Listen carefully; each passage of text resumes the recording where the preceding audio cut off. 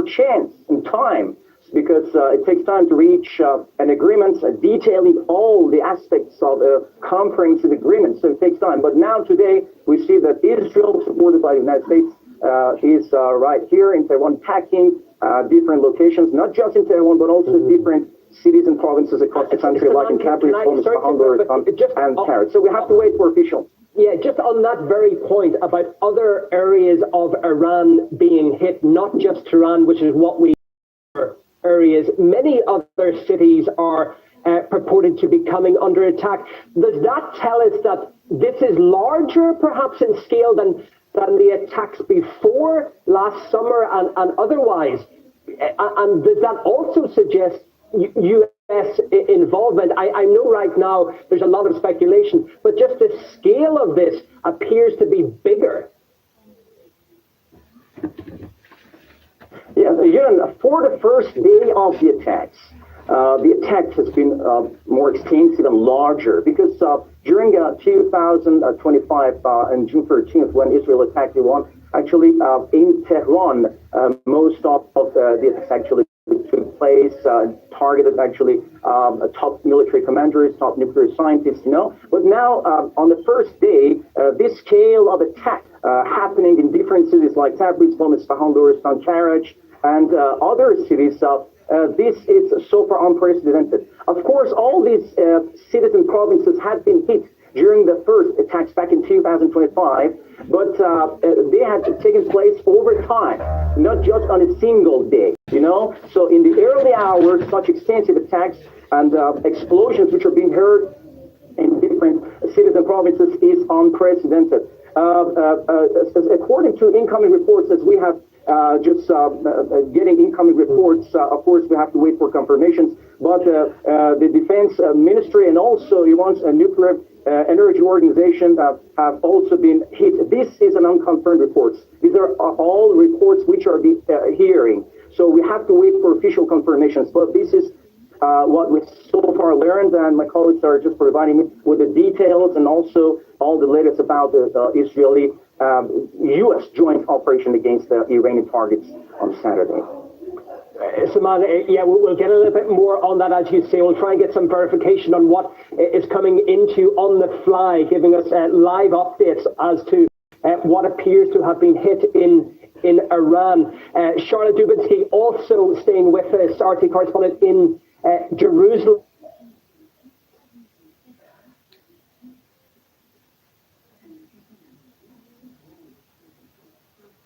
Hezbollah tunnels have been targeted, according to Israel Katz. We knew that had been happening in the last couple of weeks, but that has ramped up considerably today in southern Lebanon. So this does appear to be widening in scope. What is the stomach in Israel among the populace, among the public, for a renewed war, Charlotte? Well, I think the opposition leader, Yair Lapid, in the Knesset has summed it up and said that all of Israel is with the IDF.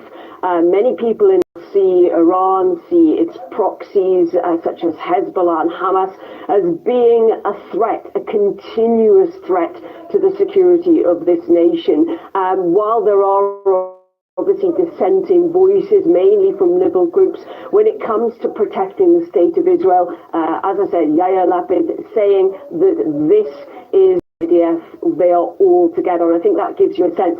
And I just want to go back to some of the points we've been picking up about how widespread these attacks may be in Iran. I mentioned earlier lots of reports coming out from the US, official sources telling the media there that the US is involved in these strikes. One of those sources, and I will just paraphrase this is unconfirmed, saying that this is not a small strike. So I think indications that we're getting so far that this is much wider, but sources also telling media outlets here in Israel that the US is involved in this strike action with Israel and that this has been planned for many. So you have to wonder now whether the talks that have been taking place will bruise. We know that it has certainly the Iranians had turned up in Geneva this week looking to make a deal. They turned up with what they thought was a good offer to de-escalate the tensions here in the Middle East. And if these reports are correct, it means that the US turned up to those negotiations knowing full well that an operation was going to be launched against Iran. And that really does beg the question as to whether the US can be trusted in future. So, Charlotte, just to stay with you for a moment,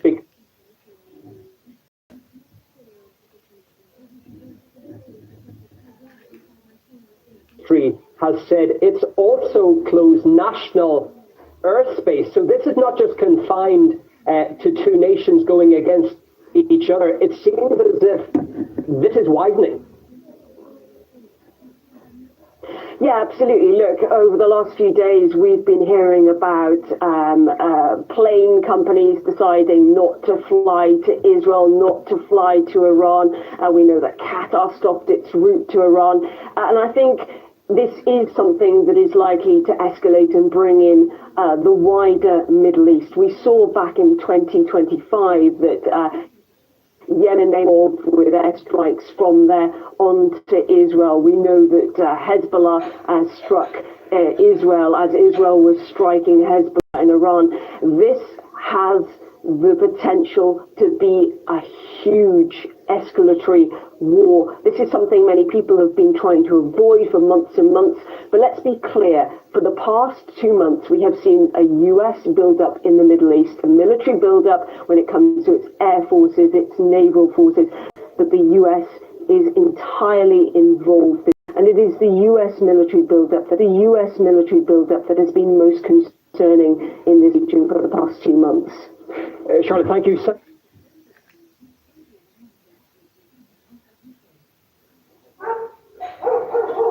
Haste and developing nature of today's situation. We started speaking less than an hour ago.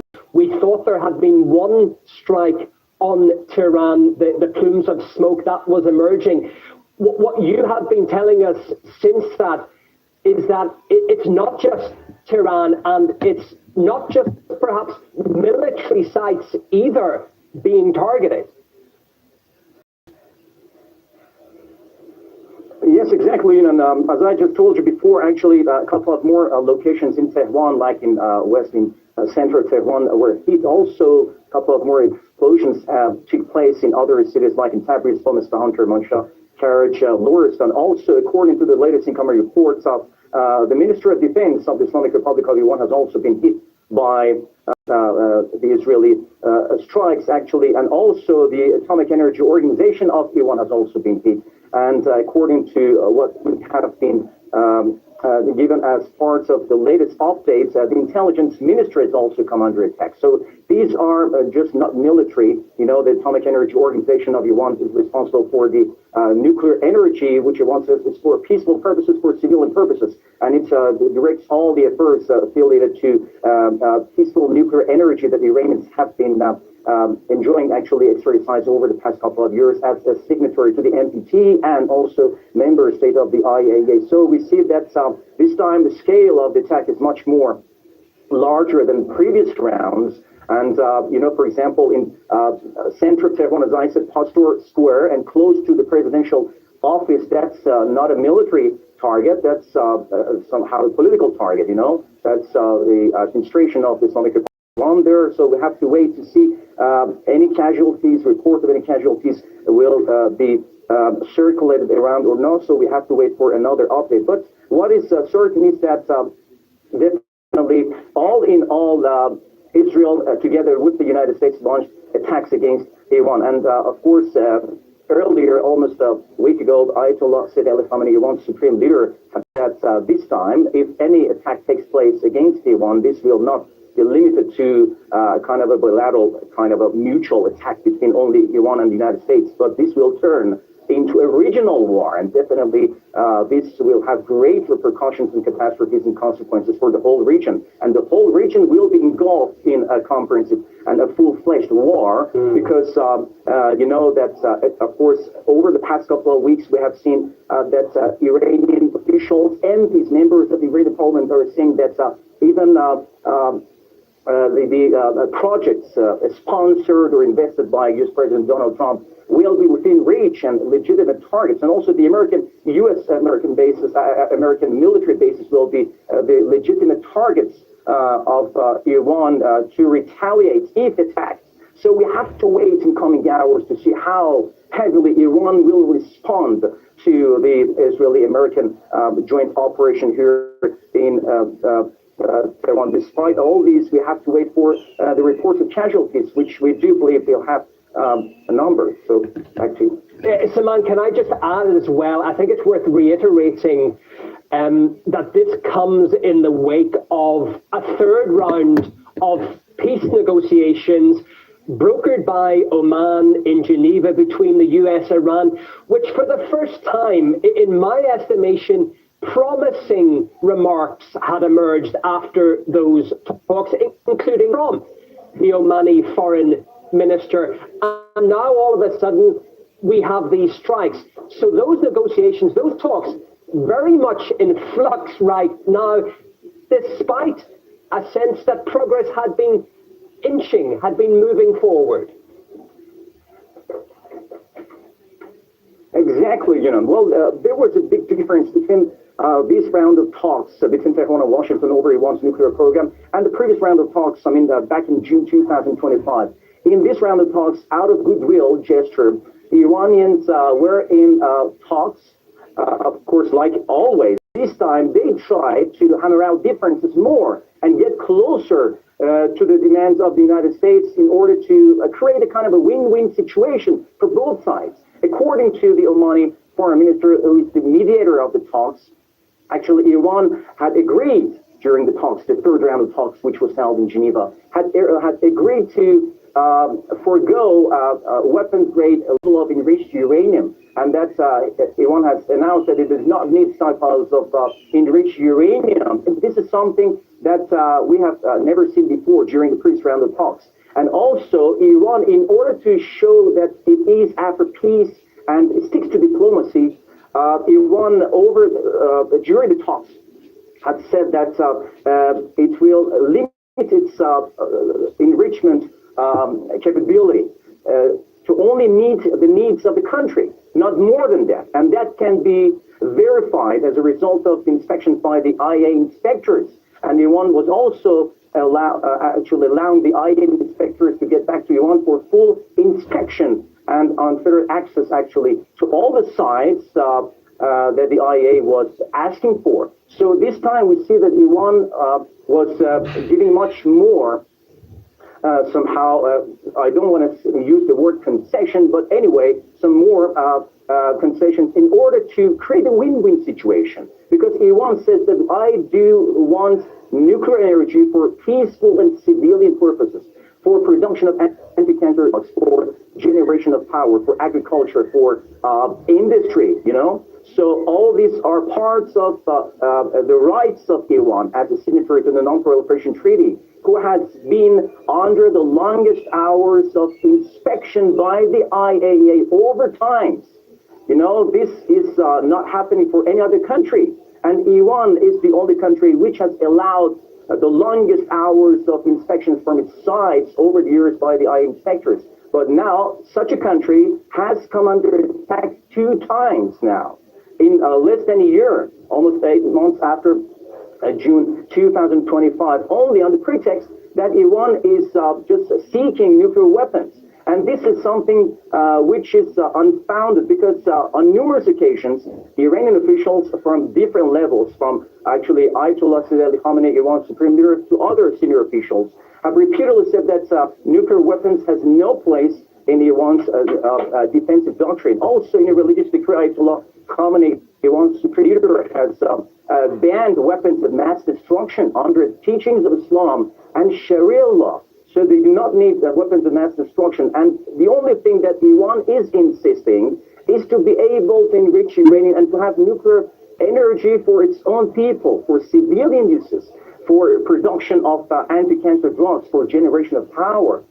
This is a need, and which has been enshrined by the IAEA to be the legitimate rights of Iran to have nuclear energy, because it has signed the NPT, it has been a member state of the IA. So this comes as Israel, on the other side of the story, has adopted a policy of nuclear opacity, neither denying having nuclear weapons nor just accepting having nuclear weapons. So this comes, it does not accept any kind of inspection of its sites, and also Israel is not signatory to the NPT. So this is a kind of paradox, contradiction, and conflict reports that we see at international level is in the play. So we have to wait how this joint U.S.-Israeli operation will be responded. This, which has just begun, will lead us to where? So we have to wait in coming hours to see how would be the retaliation from the side of Iran.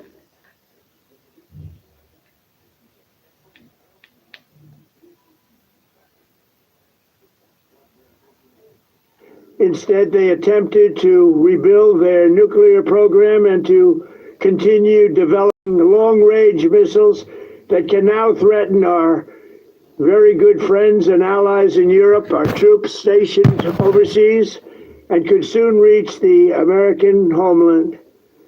Just imagine how emboldened this regime would be if they ever had and actually were armed with nuclear weapons as a means to deliver their message. For these reasons, the United States military is undertaking a massive and ongoing operation to prevent this very wicked, radical dictatorship from threatening America and our core national security interests.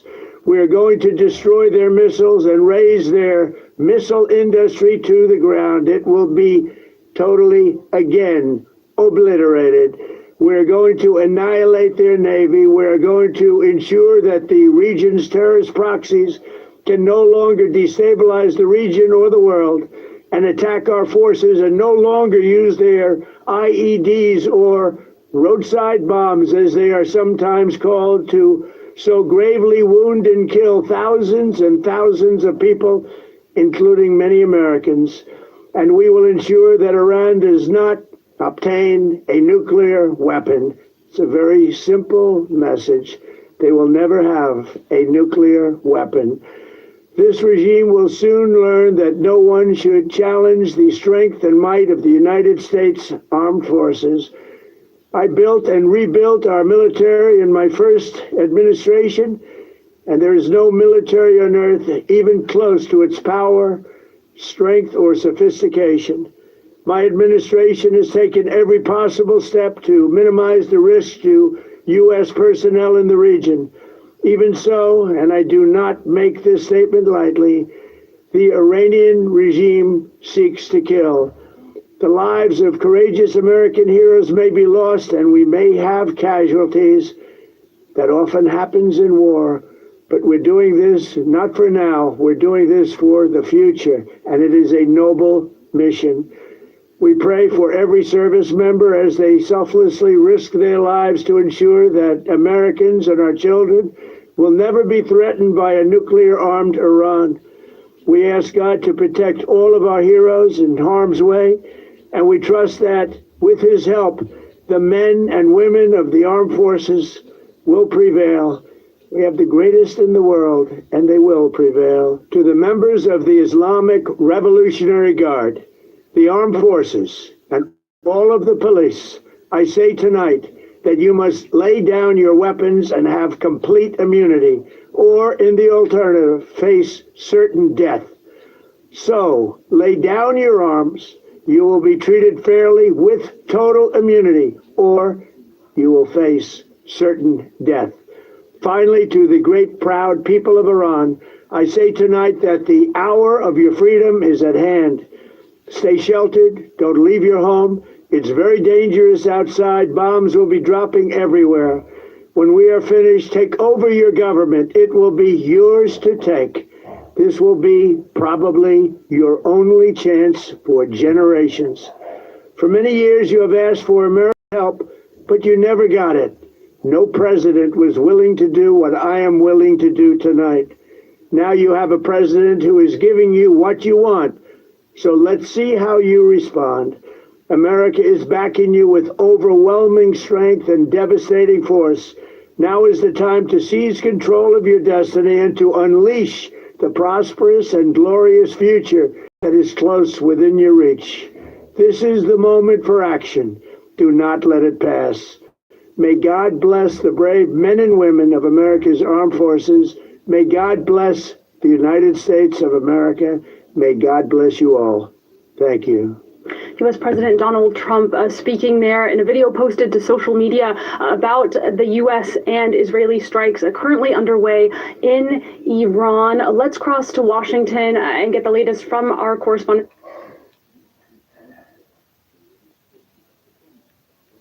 Don't always work.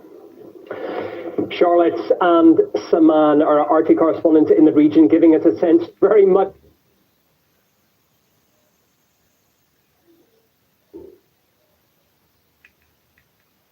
to give a little bit of a recap to our viewers now as to what we have been seeing. You're watching RT International, indeed, one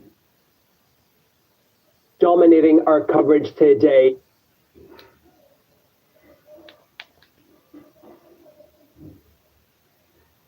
Nearly half a century in Iran, calling for the people to rise up and overthrow the regime, and also striking in that speech Trump preparing the US public for casualties, which he says is a possibility, describing it as a massive and ongoing military operation, suggesting that it could run for some time. I hear some echoes there of George W. Bush with Iraq 20 years ago. This is the biggest military buildup in the region since then, but Trump has certainly invested less time and energy building a case for this war compared to Bush then, very flawed as that case was. You did finally hear it in this Trump speech tonight, with various reasons given, including Iran as he described as the world's biggest sponsor of terrorism. He talked about no more roadside bombs, IEDs, really sort of sweeping explanation. And I think members of the US Congress will be thrown by this. They expected to have more input, and who knows what Donald Trump's support base will make of it, because a key part of his campaign was running against the idea of regime change in foreign countries and foreign entanglements, and really a backlash against the George Bush era, and yet here he is with this massive gamble and total uncertainty on what will happen in Iran as a consequence. What more do we? Is at hand. Stay sheltered. Don't leave your home. It's very dangerous outside. Bombs will be dropping everywhere. To the great, proud people of Iran, I say tonight that the hour of your freedom is at hand. Stay sheltered. Don't leave your home. It's very dangerous outside. Bombs will be dropping everywhere. To the great, proud people of Iran, I say tonight that the hour of your freedom is at hand. Stay sheltered. Don't leave your home. It's very dangerous outside. Bombs will be dropping everywhere. To the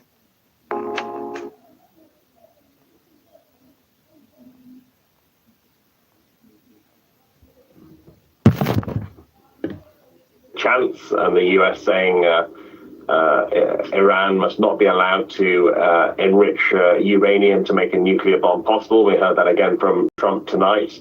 A lot hinged on talks involving Jared Kushner and Steve Witkoff. Clearly that diplomacy did not work. Again, there have been some competing explanations. Trump at one point talking about wanting to help the protesters in Iran, also curtailing its ballistic missile program, the threat that posed to Israel, as well as its funding of proxy groups in the region, and so over time there did become an air of inevitability about this, but still dramatic when it actually happens, and I think on a scale bigger than many people expected.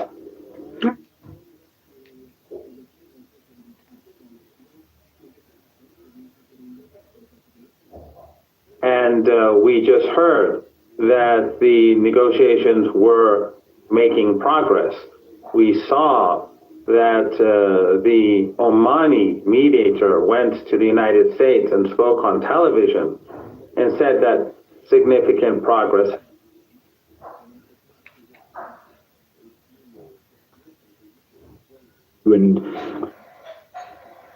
And that you can see, of course, from the military buildup that we've observed in the region over the last few weeks and months, the biggest in the region since 2003. David pointed out there, he said there was an air of George W. Bush's speech in the run-up to the invasion of Iraq in 2003. But in terms of the military build-up this time round, well, what we know is that, of course, there are two aircraft carriers in the region. One of them, the USS Abraham Lincoln, that has been sailing in the Arabian Sea in formation for quite some time now, with destroyers and other military assets.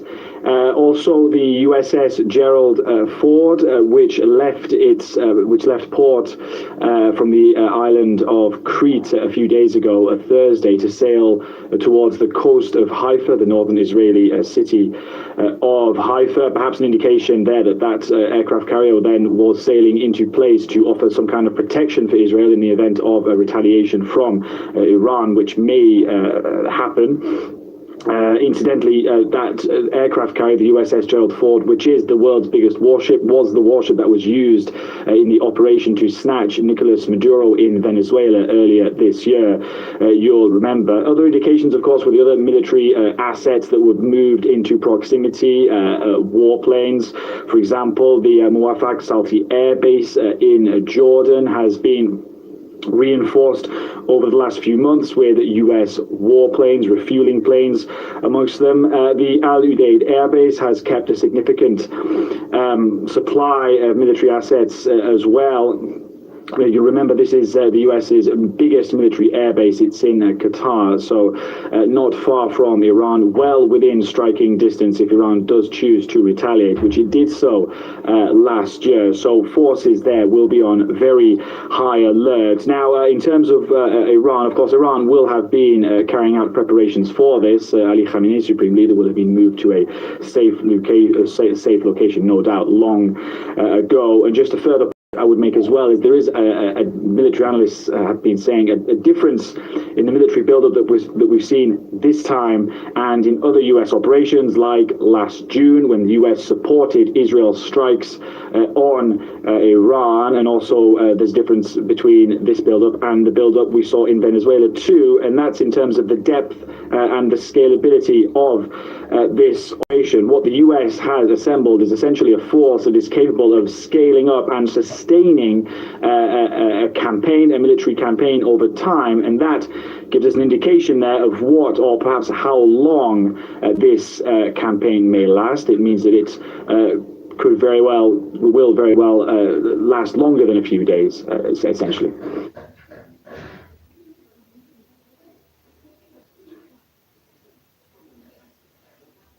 Is never going to discontinue death and destruction and slaughter. We saw the U.S. ambassador to the Israeli regime saying that Israel can take the entire region. It's fine. That is unofficial U.S. policy. That is the unofficial policy of the Epstein class.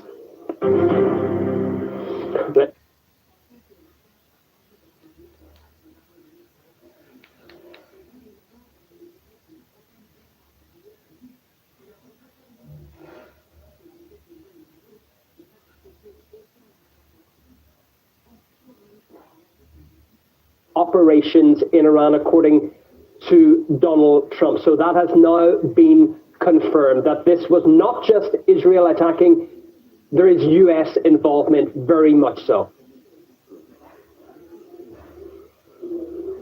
Yes, exactly. So it was quite evident that from the beginning that Israel and the United States, in a joint operation against Iran, actually, again, they experienced the same past events back in 2025. So the same thing happened back in June 2025 when Israel launched attacks against Iran in a surprise attack while Iran and the United States were in the middle of negotiations, and even the sixth round of talks had been scheduled to take place a week after.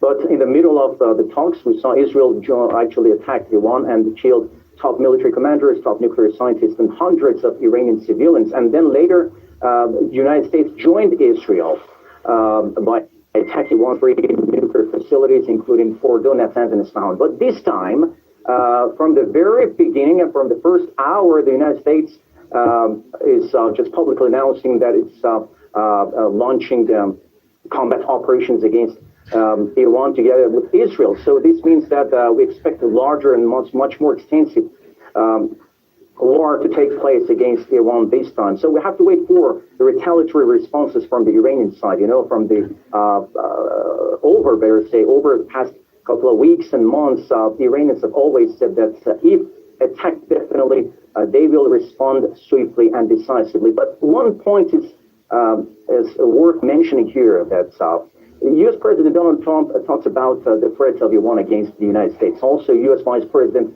J.D. Vance said that Iran is a great threat to the United States. And also Israel, at the same time, saying that it is launching what it calls preemptive strikes against Iran. The point is that if we take a look at history, we see that over the past 200 years, the Iranians have never initiated any war against any country. Iran has never begun any war in the region, in the world, against any country. So this shows the peaceful nature of Iran. Iranians are historically a nation that are friendly to other countries. They care about people. They just care about humanities. They care about feelings, and basically they're people of family. So in one term, we can say all such threats posed by both, for example, U.S. President Donald Trump talking about Iran's threats, or Israel saying so, other U.S. and Israel officials repeatedly talking about the threats. That's only a pretext for attacks against Iran, only on the pretext of not allowing Iran to exercise its legitimate right of having nuclear energy for peaceful purposes, because Iranians over the past couple of years have acquired nuclear science and they have mapped nuclear science. According to Iranian officials, including Iran's foreign minister Abbas Araghchi, Iran's nuclear science is embedded in the minds of Iranian scientists and cannot be bombed away, cannot be struck away. And if you look at the experience of back in June 2025, we see that although the U.S. attacked Iran's three nuclear facilities, still nuclear science was prevailing. And although a couple of top nuclear scientists had been killed as a result of the U.S.-Israeli attacks, still nuclear science was prevailing, and all the Iranian scientists were involved in their peaceful nuclear energy process. So this shows that military action is not a practical solution to put an end to Iran's nuclear program. And of course, Iran's foreign minister Abbas Araghchi has also said that definitely Iran's nuclear program has only one solution, and that is diplomacy and dialogue. But unfortunately, what we see here over the past couple of weeks, that again, Iran and the United States opened up talks, indirect talks, to discuss Iran's nuclear program, as well as the lifting of sanctions. But again, like in June 2025, in the middle of negotiations, again, the table of negotiations was turned upside down. So as a result of Israeli attacks, and now openly announced by the United States that it is also involved in the attack. So what is certain is that the retaliation from the side of Iran would be heavy. And as Ayatollah Sayyid Ali Khamenei, Iran's supreme leader, had warned earlier, this will become a regional war. And this war will not be limited to Iranian boundaries, and will not be only kind of a war between two sides, between the U.S. and Iran, or Israel and Iran. So we have to see what will be the repercussions and consequences of such strong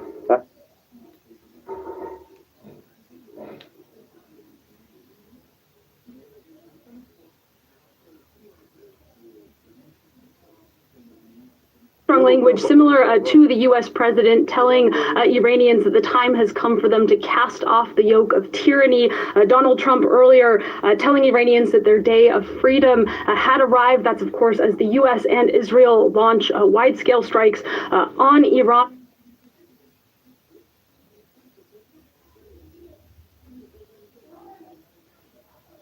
movie. We've seen this movie that he talks very, very harshly that this is going to last, this conflict, for a long time.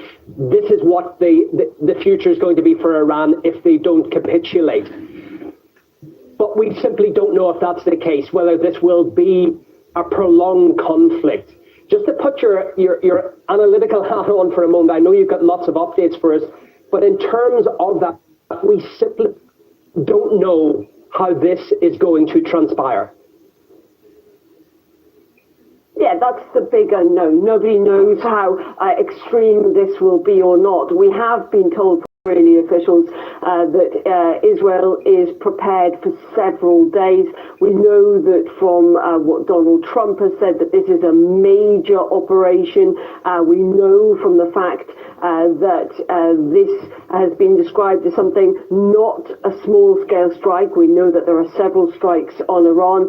All of this now, Eamon, absolutely depends on whether or how the Iranians respond. We heard from Salman there that the Iranians are preparing a response. That's also been quoted to the Reuters news agency, saying that they are looking at their options at the moment. And Israel is prepared for missile strikes from Iran, for drone strikes from Iran, but also not from Iran, but also from groups like Hezbollah in Lebanon and potentially Yemen as well. And this is what really could make this escalate into a much wider regional conflict, bringing in other countries. This would not just be Israel and the US against Iran. This would be other countries getting involved in it. And it's really interesting because in the last few weeks, we have had some countries in the Middle East saying to the US, you can't use a country as a base for any attacks in the region. We heard that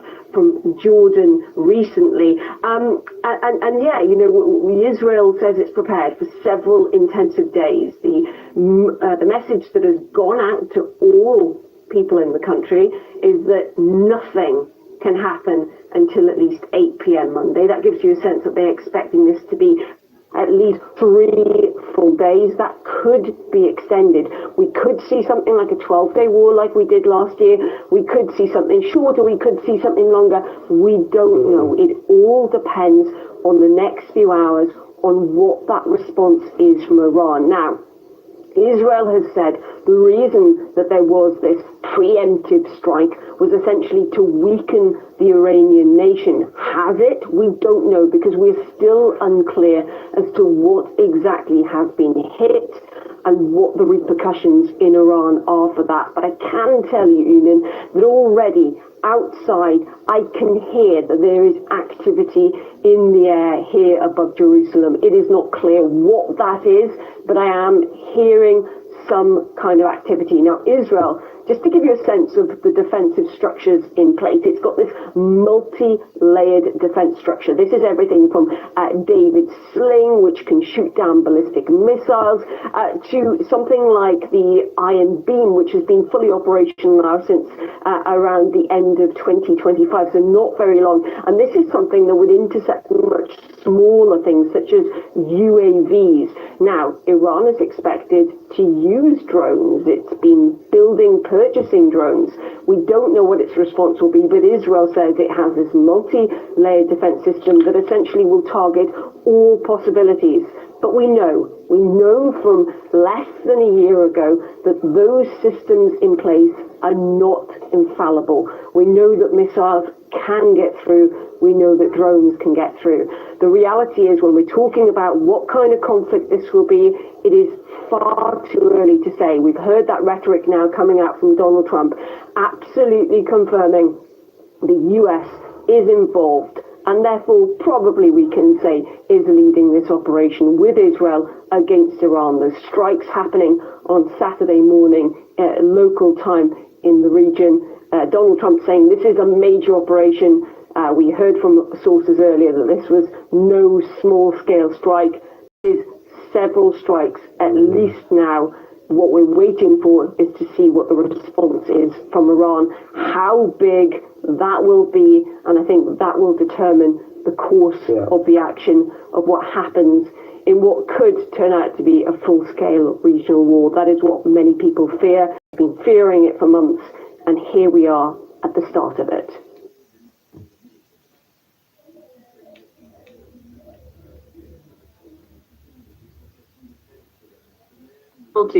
That is being translated among Israelis as the understanding that this is a very, very vast operation indeed.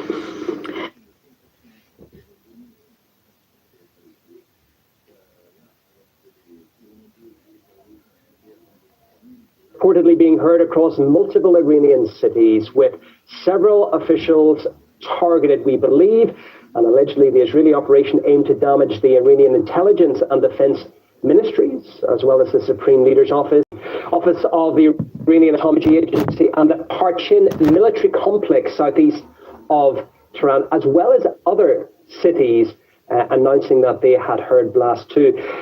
Those are just some of the reports indeed coming in after Israel confirmed carrying out what it's calling a preemptive strike.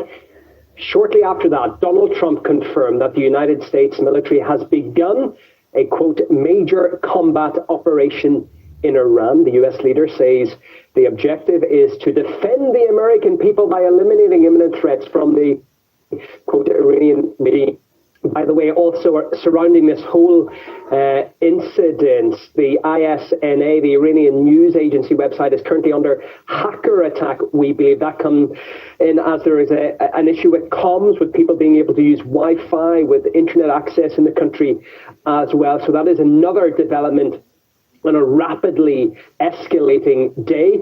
By the way, in Israel itself, a national emergency has been declared as citizens hunker down, waiting.